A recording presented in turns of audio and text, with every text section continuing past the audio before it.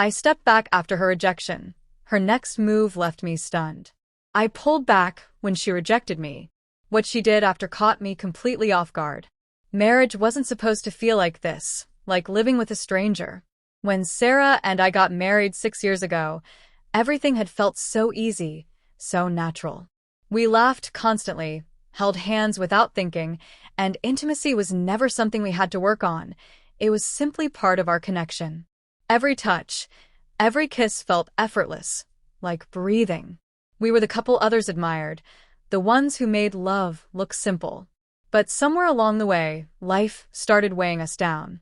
Work stress, financial worries, and the everyday demands of adulthood slowly built an invisible wall between us.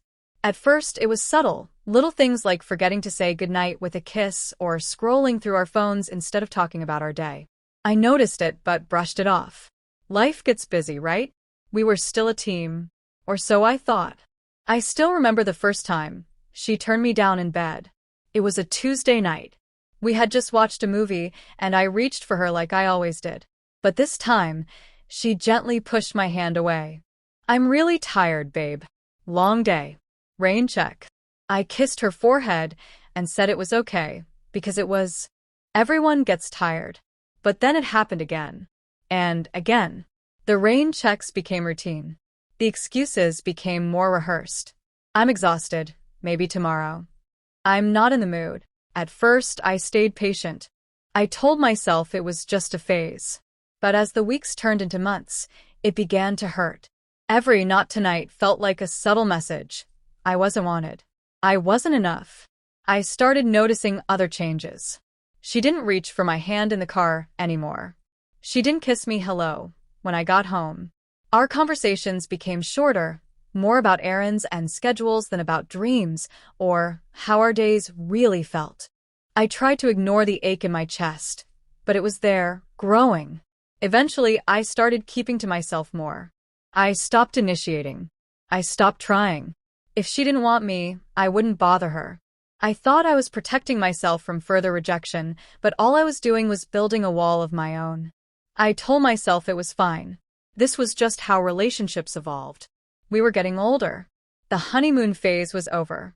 But it didn't feel fine. It felt lonely.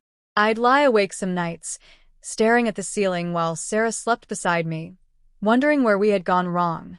I thought about the early days, how we'd spend entire weekends in bed, talking about our future, whispering secrets, making love until we were breathless. When had we stopped being those people? I missed her, desperately. I missed the way she'd curl into me without asking. I missed the spontaneous kisses, the playful teasing, the small gestures that made me feel like I mattered. But I didn't know how to tell her that. One evening, after yet another quiet dinner where we barely spoke, I finally voiced what had been gnawing at me. "Sarah, are we okay?" She looked up from her plate, surprised. "What do you mean?" I hesitated, feeling stupid for even asking. "I don't know. We don't seem close anymore. We don't, connect like we used to." Her eyes softened with guilt. "I know. I'm sorry. I've just been so stressed. Work's been hell, and I'm always so tired." "It's not you, it's everything else." I nodded, pretending her words made me feel better. But the truth was I needed more than explanations. I needed her. That night I tried again. After we got into bed, I turned to her, brushing my hand across her shoulder. She stiffened slightly. I leaned in, kissing her neck gently, but she pushed my hand away. "Not tonight, okay? I just need sleep." I rolled over, facing the wall, and something inside me shut down. Fine. If she didn't need me, I wouldn't need her. I stopped asking. I stopped trying to hold her hand when we watched TV. I stopped hugging her when I came home. I stopped checking in to see how her day was. If she wasn't interested, neither was I. Or at least, that's what I told myself. But the truth was, I was crumbling inside. I missed her touch, her laughter, her warmth. I missed being her person, the one she leaned on when the world felt too heavy. I found myself avoiding home sometimes, staying late at work or finding errands to run just to avoid sitting in that silent house with her. We became more like roommates than partners, sharing a space but living separate lives. I told myself this was normal. Marriages go through rough patches. It would pass. But doubt began to creep in. What if this wasn't a phase? What if this was the beginning of the end? I started wondering if she had fallen out of love with me. Maybe she didn't know how to say it, so she was slowly pulling away, hoping I'd get the hint.